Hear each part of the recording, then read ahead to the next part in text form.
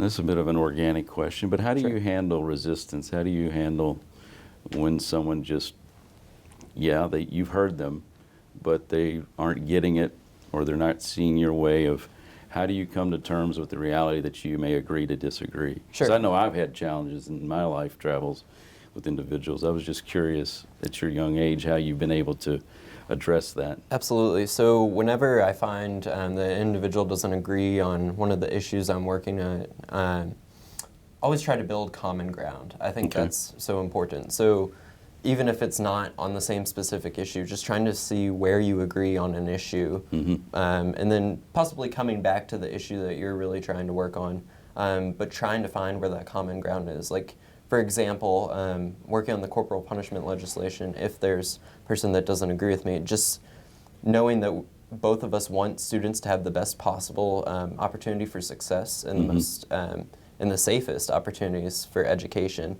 that's common ground, and then working to see what we can do from that point of common ground. Okay. What are some ways that young people can be involved in their community? We are fortunate enough to have so many different resources within our community for young leaders, and I really encourage students out there and young leaders to try to take advantage of those resources, whether it be the Kentucky Youth Assembly or a program that the school or library puts on. Really trying to seek out opportunities in order to build themselves and build our community and make it a better place. What advice would you have for other young leaders? I mean, there's very few people at your age or younger Sure. that are as passionate and as articulate and grounded in my observation of you as a fellow human being, but what would you say to other young leaders? Sure. So first of all, I would say get involved.